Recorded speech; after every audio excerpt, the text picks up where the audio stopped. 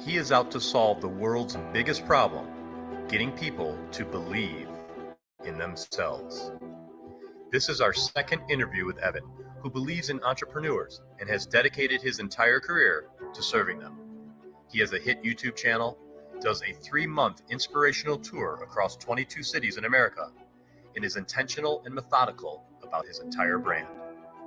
Evan says, "You're the best in the world at something, but chances are it's not what your parents want you to do.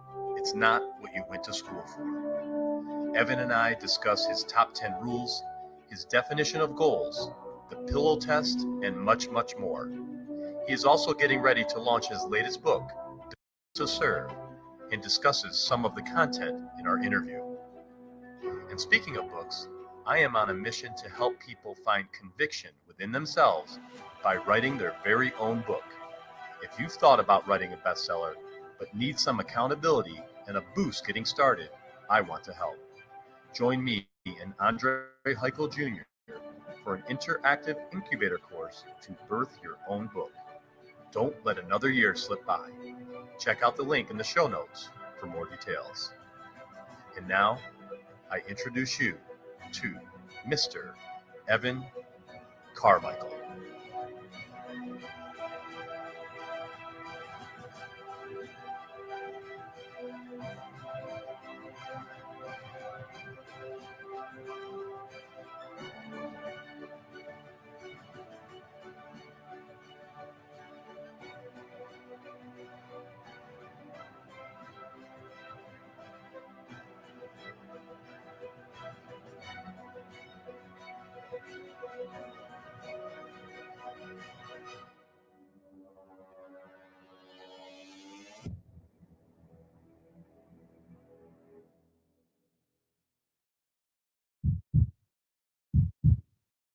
This is American Real. I am Roger Brooks. My guest today is Evan Carmichael, author, entrepreneur, mentor.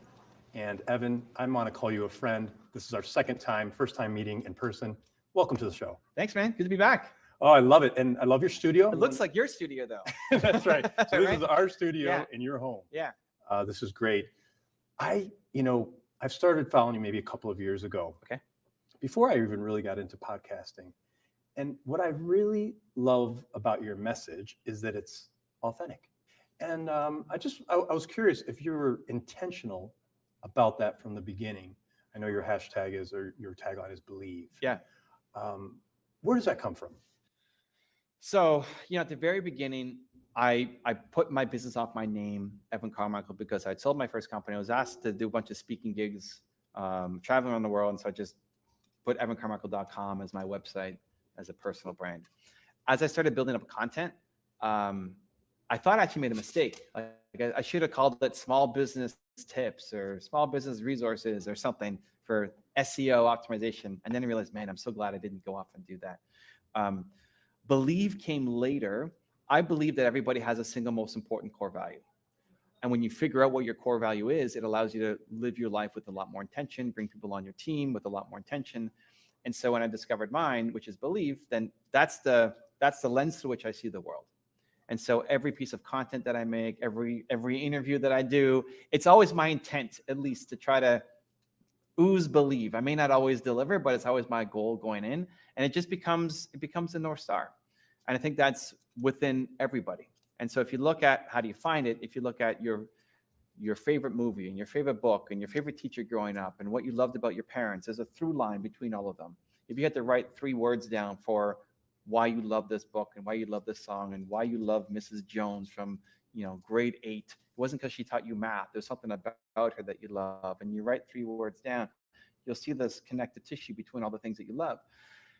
That's what you value the most. And then now knowing that allows you to plan for a better future, to track more of that with intention into your life.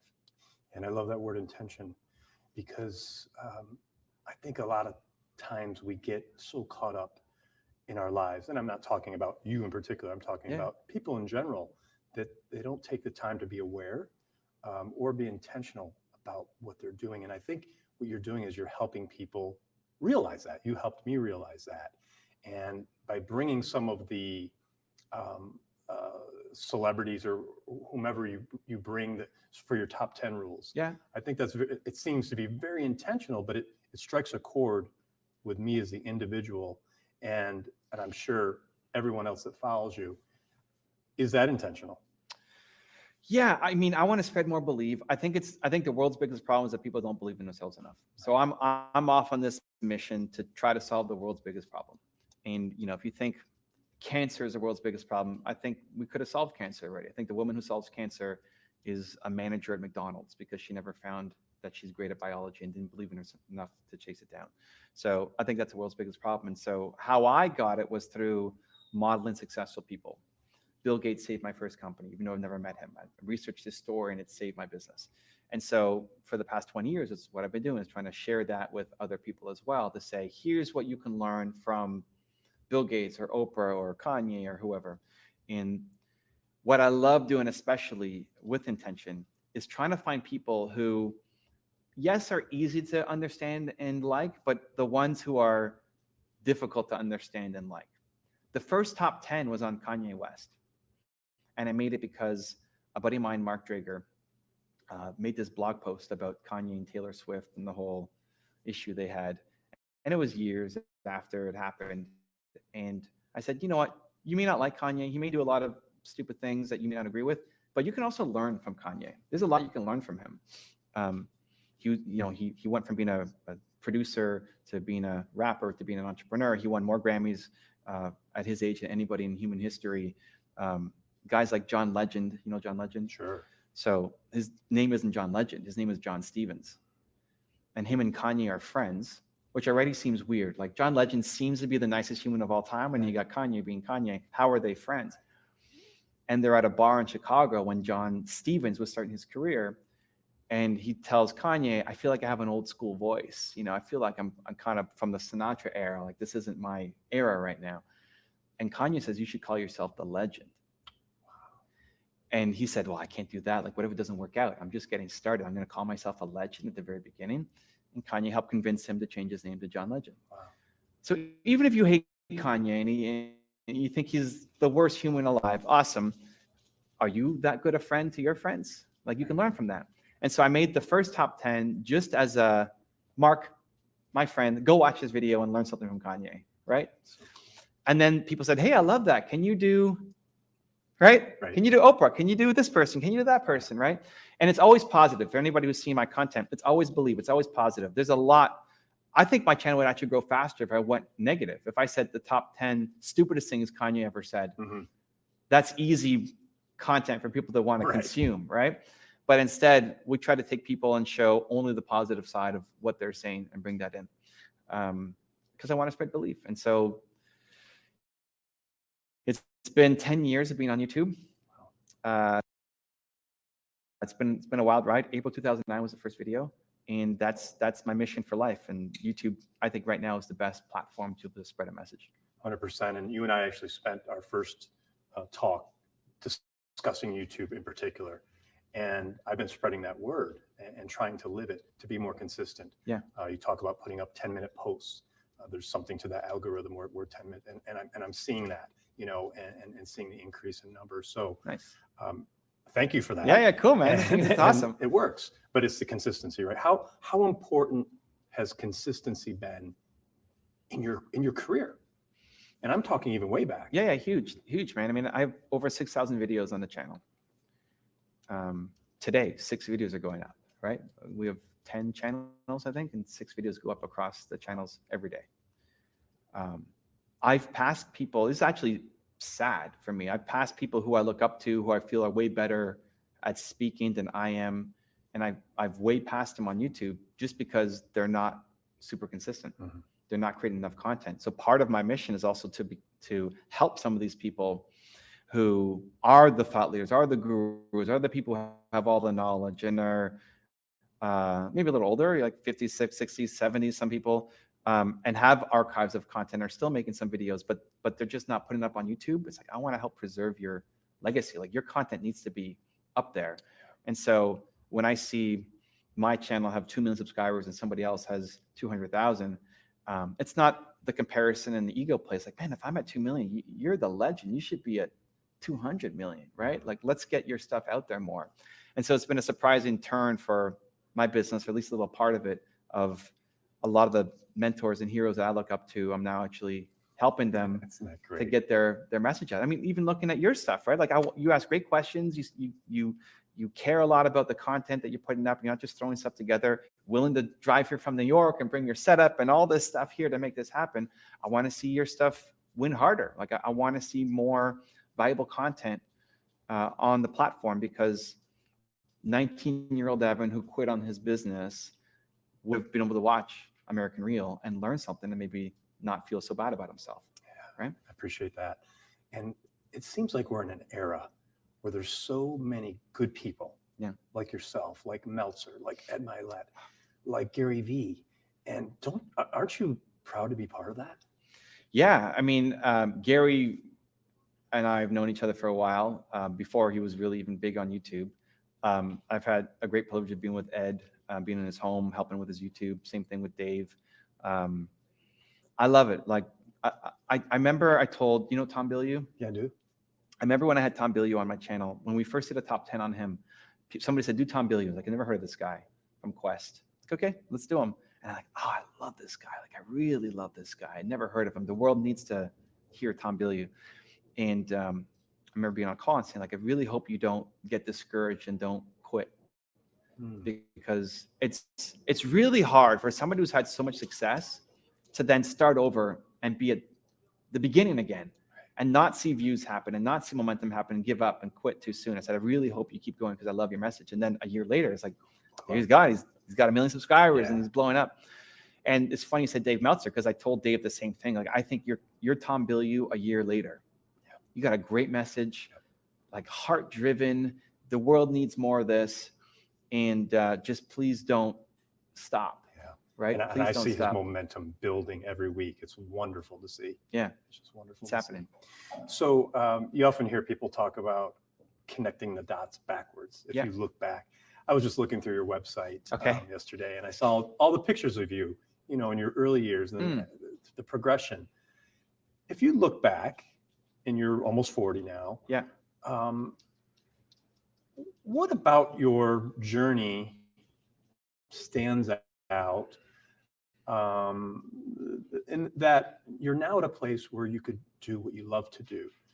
Was it some luck? Was it timing? Was it making good decisions? Was it your consistency? Was it your upbringing? Was it a little bit of everything? I'm sure probably a mix of all of that. I think the willingness to not live with regret kind of supersedes a lot of it. Where does that come from? Probably my parents is the easy answer. I haven't really thought too deeply about it, if I'm being honest. I just remember the hardest decision I've had to make in my life. I'm in university, get these opportunities to work at my dream job and make 100 figures and 6 figures, and like travel around the world and all this stuff, and or be a part of a startup company, make $300 a month and own 30% of this company. And I really struggled with it. My friends wanted these dream jobs too, and my parents just said, do whatever feels right. And I decided, you know what, I'm going to give myself a year. I'll try the company. If it doesn't work out, I can always get another job. It may not be the same job, same pay, but like close enough. Right.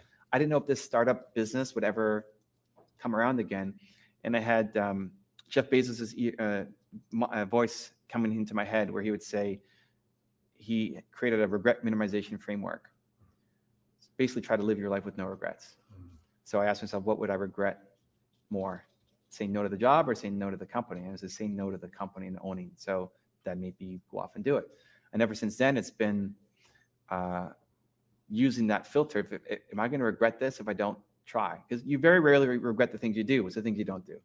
So if I don't do it, if I don't say yes because I'm afraid, because I can find some logical reason, but if I don't do it, am I going to regret that in 5 years, 10 years, 90 years, whatever? And if it's yes, then I say I have to go off and do it, even if I fail, just to know. Because I'd rather know and fail than not know.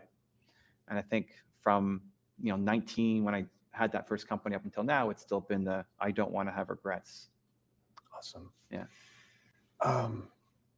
If you think about the future, you're doing so much. I heard you say today that you don't have a lot of friends. Yeah. I can relate to that. Okay. Really, like I have friends, Yeah. like, you know, but I'm very content, my wife and I, with our kids. Yeah. And, but I focus on what I enjoy doing, and that is putting out great content. As we finish this year and look into next year, where's Evan's mind as far as your goals for 2020? I honestly have no idea. Really? Yeah, I mean, this is maybe where I differ a lot from other people in my space. I think if you have a 10-year goal for yourself, you're thinking small. Okay. Or a 5-year goal, or even a 2020 goal. Like, to know where you're going to be at the end of 2020, I think is ridiculous. Too short of a time frame. Too long of a time frame, in that you're going to grow so much between now and the end. I'll be a different person. I'm going to go on a tour in January to April. We're going to hit 22 cities or something over 89 days or something like that. I'll be a different person when I come back, right? And that's April. Yeah. This year when I did my tour, I broke my neck. I was a different person. I came back, was a different person. Any goal that I set for myself at the beginning of the year has shifted because I've shifted. It doesn't mean that goals are bad. It just means I think a lot of people set goals and then they go off and hit them, but it's small compared to what you could have done. Now, if you go 5 years or 10 years, it's ridiculous. Like, if you looked at yourself, if you're 50 now and you said at 40, I'm going to make my 10-year goal and I'm going to be doing American Reel and have a YouTube show. And it's like this. Yeah. You were thinking totally different things. Right. If you're growing, like, I think that's a good thing. Right. I think if you can actually, with any accuracy, plan where you're going to be, even by the end of next year, then you have no growth in your life. I think that's bad. So I'm not so focused. I have a mission, right? And every day I wake up and I try to hit that mission. I think that's the driving force, right? I want to solve the world's biggest problems, what I'm trying to do every single day. And then willing to be flexible on how to go off and actually accomplish it. I want to wake up and do meaningful work every day. That's the goal. That's awesome. I believe I heard you say at one point you want to reach 1 billion people. Is that right? Yeah. I mean, I want a goal so big that I'm never going to hit it. People then ask me, how do I track it? I'm not. That's not the point. The point's not to track it. The point is to wake up and do work that has the potential to reach a lot of people, right? Doing this show, it's going to reach a lot of people. Doing my YouTube channel is going to reach a lot of people. That's why I don't do one-on-one coaching as my main business, right? Because it's very meaningful, but it's only going to help 20 people at a time, right? I want to have a much bigger impact.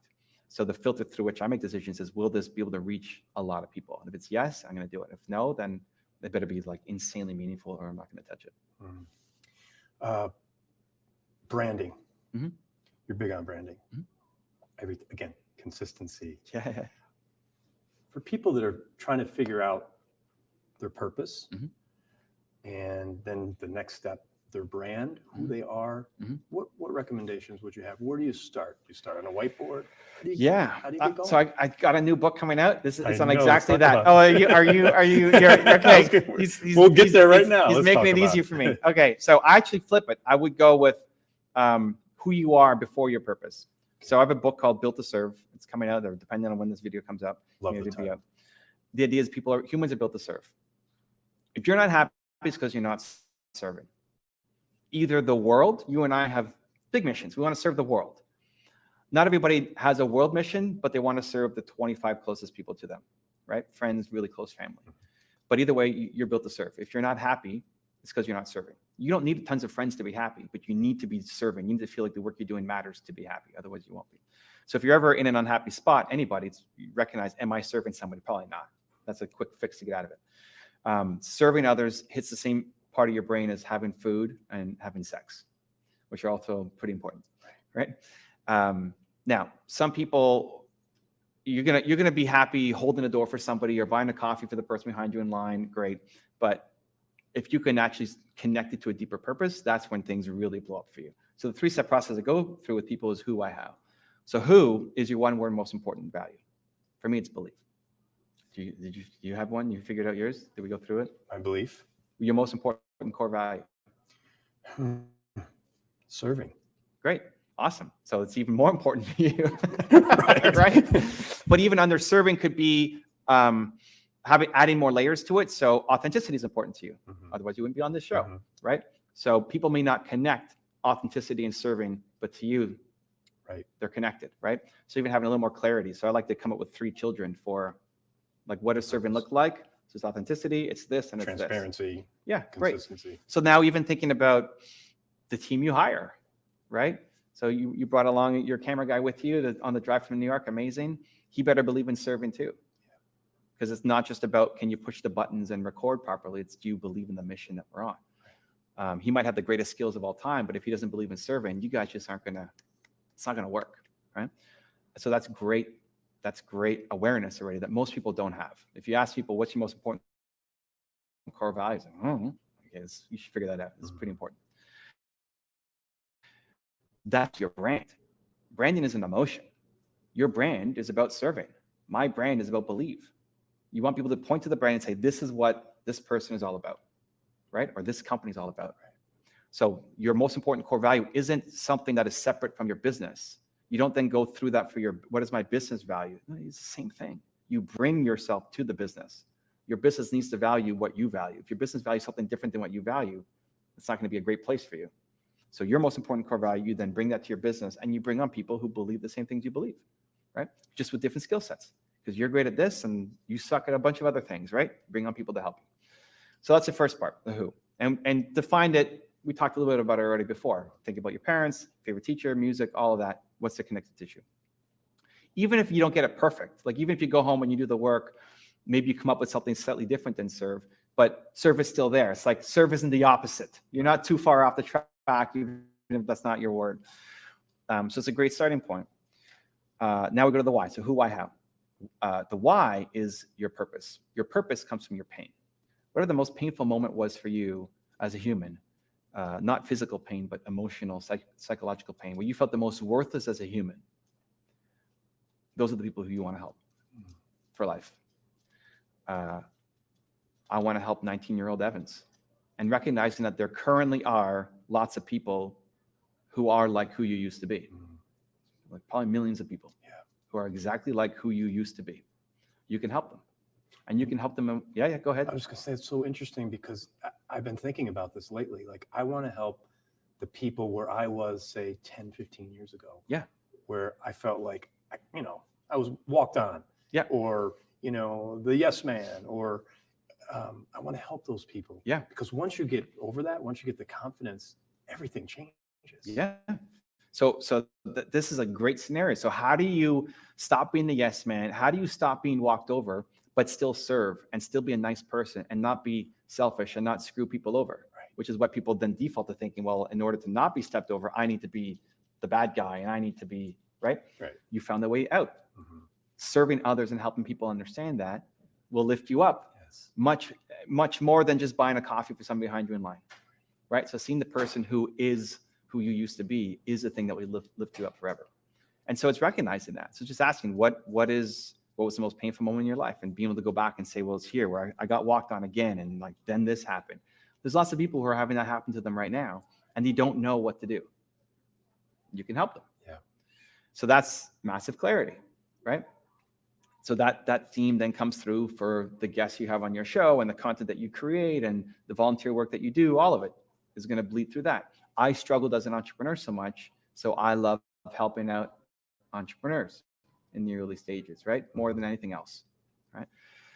And that will never get old. Both of those will never get old. You'll be 95 and still care about serving. Right. You can't rip it out of you. It's just, if anything, it's only going to be stronger. Like more confident in your desire to serve at 90. You'll be in your chair and still wanting to serve, finding some way. And it's great. It's like that kind of awareness for the rest of your life is amazing. It's a gift most people never get. Same thing with the why. Your purpose will be that for life. You'll love helping people overcome the situation forever. When you're 95, you'll still love helping that person, whether they're 40 or 30 or 20, or going through that feeling of being walked on and how to get the confidence to get out of it. You'll be hosting little seminars at the retirement home with people coming in and right? Like you'll love it forever. The last one is the how. So who I have. How is whatever you did to get out of that hole is teachable. It wasn't just some fluke. And you may not be fully out of the hole.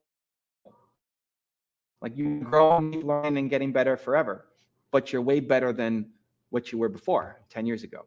whatever you did to get out of it, whether it was go to events, whether it was get into personal development, whether it was get a mentor, read books, whatever got you out of it, is now teachable, that you can go back and tell these other people who are exactly like that, to say, here's what you can do, because you represent hope. A lot of those people feel hopeless, right?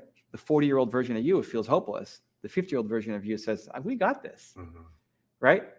I can't help that person as much as you can, because that's not my problem. I wasn't going through that. So I can have empathy and compassion and understanding and listen, but I can't tell them exactly what to do because I didn't suffer through it. But you did. So you can go back and help them, right? Awesome. And so that's a recipe. What you got out of, how you did it, whatever your path was, is a recipe now that you can teach other people. I can't wait to read this book. Dude, so I'm so excited. When is it out? March. Okay, perfect. Yeah. Perfect. No, it's too late. You want it out? I want it out ASAP. Yeah. But that's part of the process of working with publishers and everything. Yes. So, yeah. Evan, you mentioned your injury Yeah. a few minutes ago. Can you talk about what happened? Because I watched you on your tour, and one day you ended up with a neck brace. Yeah. So I was on a tour. We did 90 days, 23 cities at the start of this year. We were 2/3 of the way through. March 15th, my wife's birthday. I had a whole day planned for us. And I ended up, was doing some medical research, because I'm into biohacks. But I also have a kind of a weak stomach and can't handle a lot of like blood and stuff. So I was reading something, and then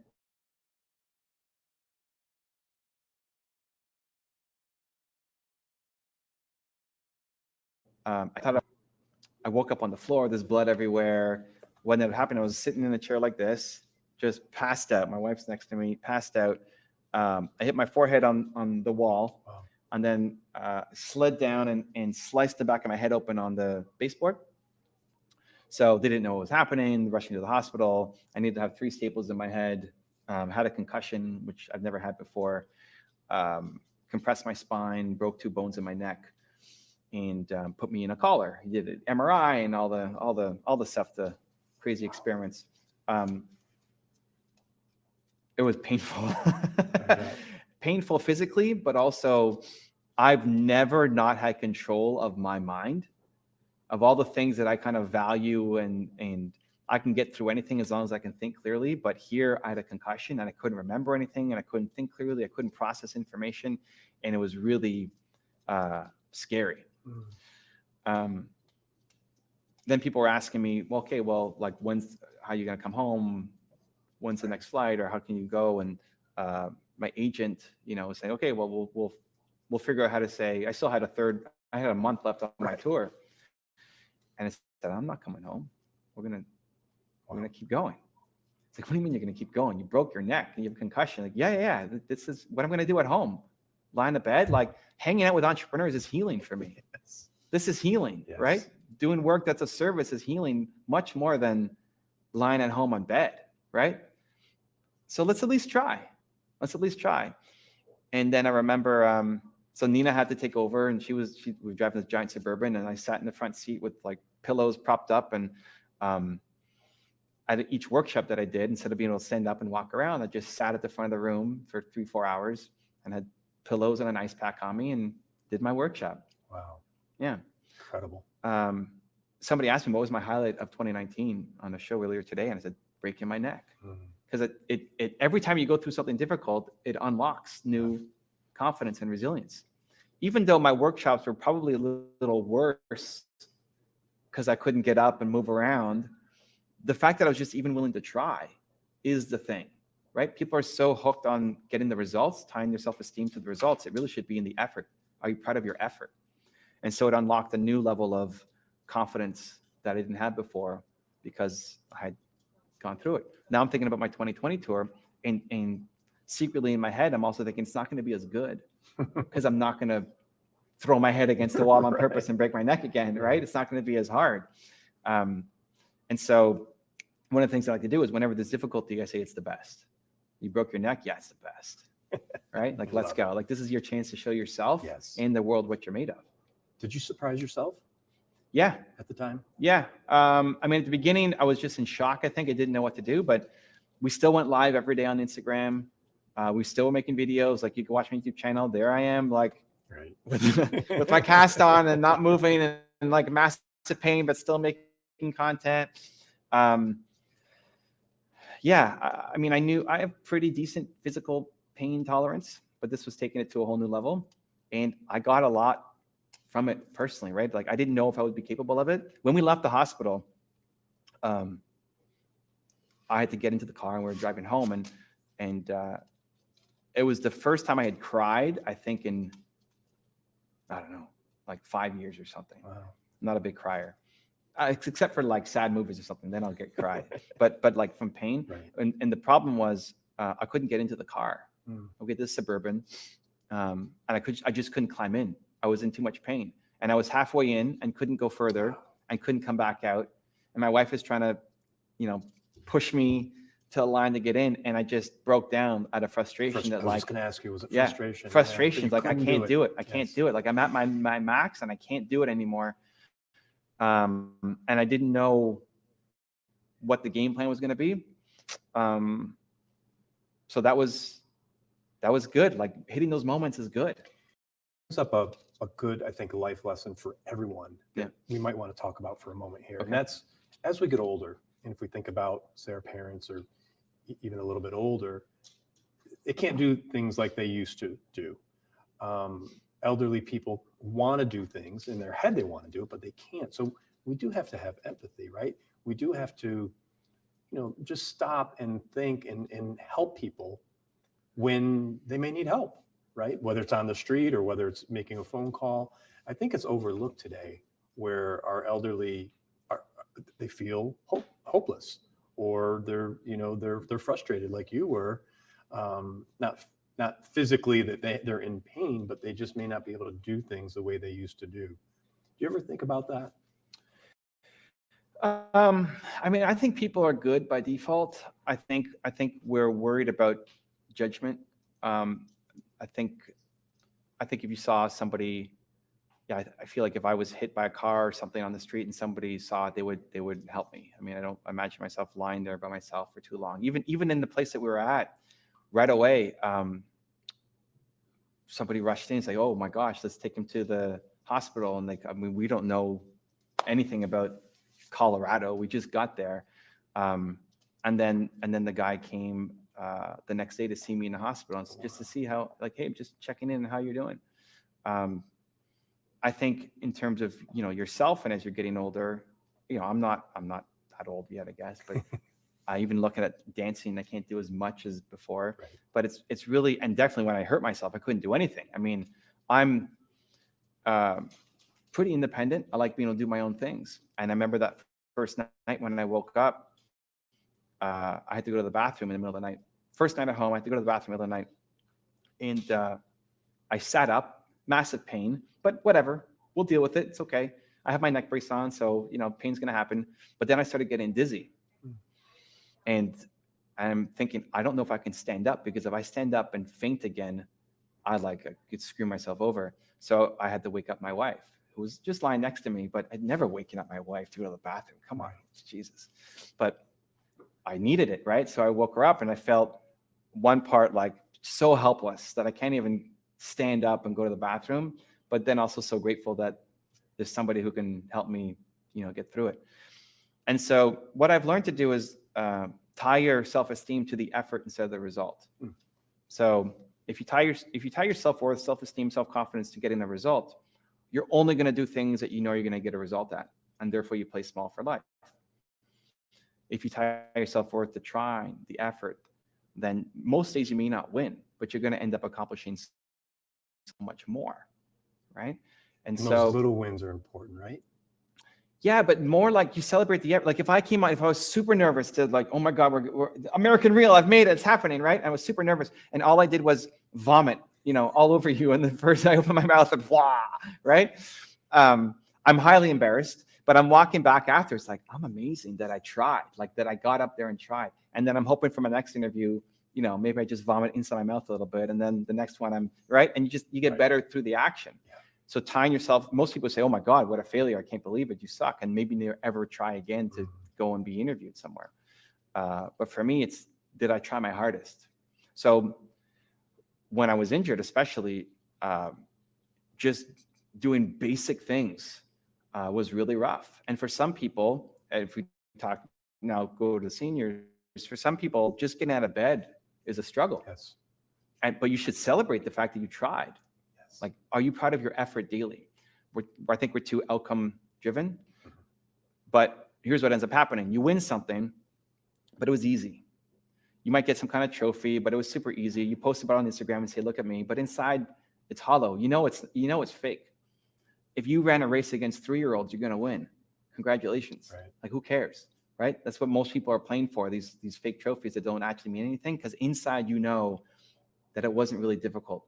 We're not being challenged enough. And so being able to look yourself in the mirror at the end of the night and say, am I proud of my effort? I have a thing I call the pillow test, that before I hit my head on the pillow at night, am I proud of the effort that I put in? Love that. Right? For that day. For that day, like every day, I got to be proud of my effort that I put in. Not that I get a result or not. Like, I'm trying to believe into everything I do. I'm trying in this interview. Maybe I don't accomplish it, right? Maybe I struggle for the day, but I try. Like, am I proud of the effort that I put in? And rewarding that, like, huge pat on the back, good job, even though the world tells you you suck because you got no outcome. That's awesome. Yeah. Gratitude. Mm-hmm. How important is gratitude in your life? I feel like I'm in so very important. I feel like it's almost a constant state. Oh, I love it. That's great. I actually honestly struggle with gratitude practices. Like, we can get there super easily, but I don't feel the benefit. Like, I'm so grateful that you're here right now, just by default, right? Likewise, yeah. That you would make the trip to come from New York to be here. And like, I think this is the only time I had available before going on my tour, and like, okay, we'll make it work. And here you are, right? It's amazing. I think gratitude for me becomes an easy byproduct of being positive, happy. And how that comes is by doing one meaningful work.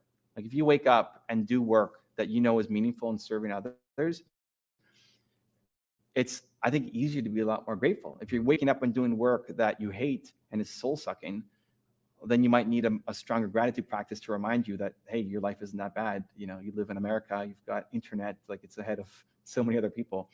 And then changing your state right away. So one of the first things I do every morning, I go through 5 S's. The first is sing. And I put on a song, because music is the fastest way to change your state. So when I don't wake up and like, wow, yes, oh, here we go, like Thursday, let's crush it, right? Nobody does that. Tony Robbins doesn't do that. Nobody does that, right? But successful people demand excellence from themselves on a daily basis. And so they have routines and rituals that set them up for success instead of randomly hoping something positive happens to them that day. And so for me, the first step is singing. So I put on a song that will make me want to sing. And, you know, it'll be a song that I like. You may hate it, and vice versa. But there's some music that if it came on, you would just automatically just start bouncing. You couldn't help it. Like, oh, I love that song. Like, that's a great way to start your day, because it shifts you from being maybe not negative, but just neutral and maybe a little tired into a positive state. And if you're dancing, and if I take my wife and do a turn with her or something, like, it's so much easier to just be in the state of gratitude.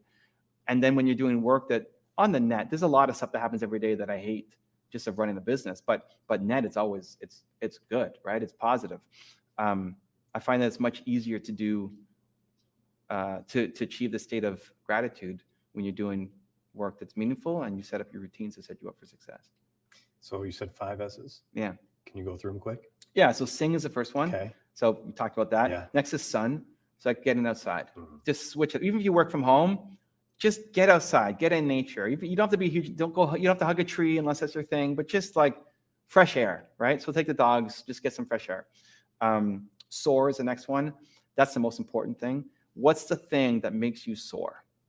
Like, what's the thing that makes you feel bold, powerful, confident, unstoppable? And do that every day. For some people, maybe it's listening to this, like watching this show. If that's the thing, then there's lots of episodes. Like, start your day with American Real, right? Or start your day with prayer or meditation or whatever. Like, no judgment of what you need to do to come alive. Right. For you, it's going to be serving somehow, right? For me, it is too. I go live on Instagram, and then people join me from my audience, and I love it when they can come in video, and I'm helping somebody, right? And I help them for half an hour. So that's your soar. That's my soar. But you have to find, like, that's the biggest thing. If you can figure out, most people are not consistent in feeling sore. We have these blips. We have moments of feeling bold, powerful, confident, this little blip. But then you wake up the next day and you feel you're back to where you were, right? understand what made you feel that way, and then do it every day. So reverse engineer yourself. Maybe it's music, maybe it's helping somebody, whatever it is, right? If you need to meditate naked, holding your cat in the air outside, great. Like, that's how you start your day. Go, right? There's a guy, a friend of mine who he lives in Europe, and he does a morning purge where he goes out, even in the middle of winter, in his boxers, and takes a freezing cold bucket of water, pours it over his head, and then yells at the top of his lungs. Right? That's his sword? That's his sword. Like, he love it. feels unbeatable after that. Look at amazing. great. That sounds terrible to me, right? But that's okay. Like, you do you, and I'm going to do me. Yeah. I'd rather go on Instagram Live and help people. That's right. But that's the thing. It's like we judge ourselves by other people's schedules and their version of balance, right? So, Dwayne Johnson wants to work out for 4 to 5 hours a day. And when he's on a movie set, he'll wake up 5 hours before he has to be on set and work out for 4 and do cardio twice and weights twice and then go to the set, right? Amazing. That's his version of balance. I think he's crazy. I don't look like Dwayne Johnson, right? We value different things. Yes. But when he's in the gym, it's his like zone and meditation, and like he's focused, right? Awesome. That works for him. So we judge ourselves by other people's schedules and say, well, I should be doing like that. I should be working out for 4 hours a day, or I should be doing the purge out naked with buckets of water, right? You try on the hat, you see if it fits. If not, you move on, you figure out, right? This is about you being the best you, not a hack of somebody else. So that's the most, and we spent the most time, I guess, on that because it's the most important, right? If you did the thing that made you feel bold, powerful, confident, alive every morning, you did that for a year, your life in a year from today is going to be insanely different. This is why you can't have a goal for the end of next year, because you don't know what you're going to be. Right. Not if you're growing, right? Not if you're growing, not if you're learning. And then the last two are sweat and scare. So sweat will be a quick workout. Okay. I'm getting back into it. Still recovering from the neck, but right now we're doing 100 push-ups, 100 squats, 100 jump jacks. Right in the house? Yeah. Just like, let's go. Yep. And then scare, I'll take a cold shower. Just something that scares me. You do that. I do, but I don't yell. Well, I studied with Wim. Like, he came to Toronto. We did a one-on-one. We did an interview, and then we sat in the ice bath. And I haven't gotten sick in like 3 years. Incredible. It's crazy. Yeah, it's wild. I used to get sick all the time. I would avoid. Like, if you said I'm sick, I was like, oh my gosh, like let's postpone or something. And you're still eating Doritos? I don't eat the Doritos except on the weekend. But I got this giant bag of Doritos next to me. Okay. Because I think you got to do things. I have a strategy called Damn the Doritos. This is, again, counter to most people in my industry. When you're on a diet, people say, get rid of the junk food from your house. I think it's a good short-term solution. Like, when you break your leg, you have crutches. But your goal after you break your leg is to walk again, not to be on a crutch for the rest of your life. For people who eliminate the junk food from their house, what ends up happening is when they go on vacation, parties, anywhere that's not their perfect environment, they destroy all the food. And so I think in eliminating the junk food from your house, you're actually teaching yourself that you suck. And I want to do the opposite. I want to teach myself that I'm awesome. You're better than that. I'm stronger than the Doritos. Damn the Doritos. Wow. That's why they're right in front of me all day long. But you will have them on the weekend. Yeah. Saturday I'll have them. But for all of that kind of stuff, right? Like that. For people who say, put your cell phone in the other room. Right. When the alarm goes off, so you have to get. I think you're teaching yourself that you suck. Mm-hmm. Mm-hmm. You're teaching yourself that I'm not capable of just getting up. You don't have the control. Yeah. Now, if you need to use that as a step, awesome, great, do it. But your ultimate goal should be to have the phone right next to you. The alarm goes off, and you get up. Yep. That's the inner game, right? That's the being proud of yourself that nobody else can give you. It's like, for some people, so for me, it's not a big deal. If an alarm goes off, I can get up. But for some people, it's like the hardest thing in the world.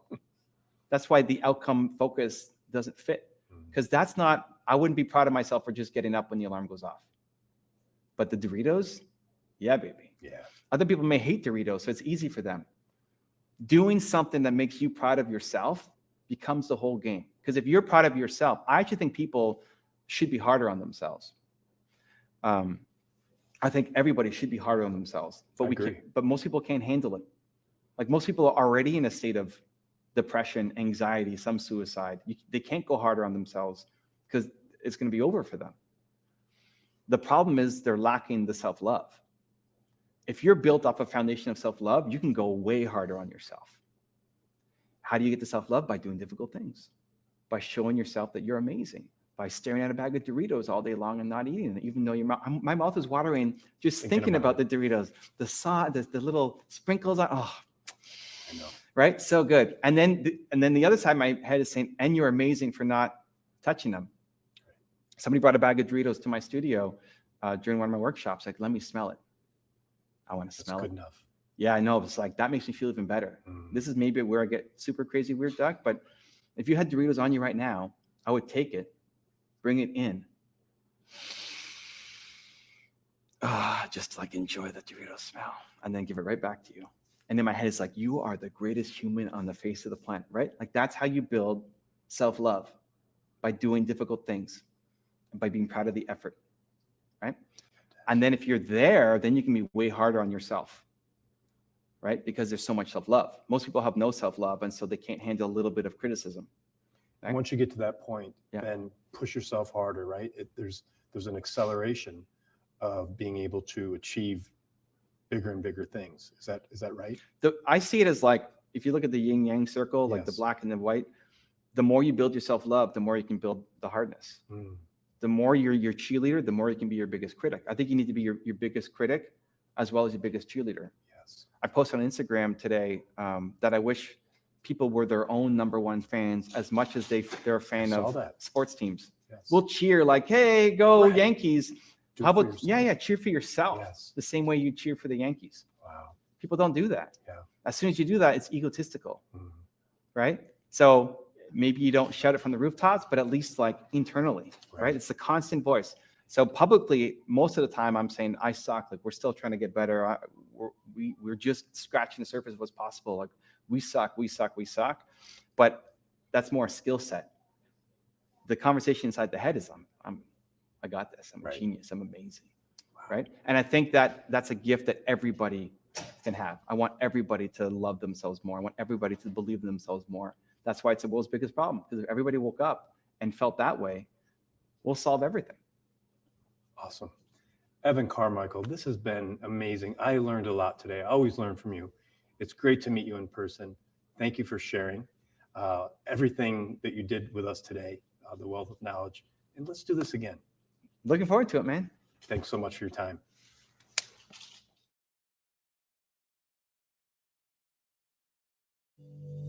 Thanks for tuning into American Real. Be sure to visit our website, americanreal.tv, or search for us on iTunes or YouTube for past episodes. While you're there, please rate us or leave us a review, as that helps others find our show. I am truly grateful and appreciate all of your support. If you'd like to be part of our inner circle or want one-on-one coaching, check out the American Real Learning Academy, where we have self-help groups and courses so you can build the best you. We also have a new Facebook group where you can connect with high achievers from around the world. If you want to go even further, maybe you're determined to write your own book or launch your own podcast, contact me today to see if we can help.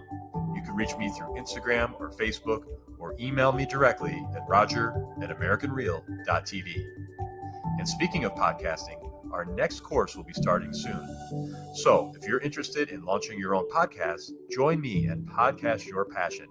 I'll take you through my 8-week course where I'll mentor you to build a world-class podcast. I'm only taking on a small group of people who want to share their passion through broadcasting, where I'll have you up on iTunes and YouTube within weeks so you can podcast your passion. Click on the link below for more information. Thanks for tuning in, and we'll see you next week.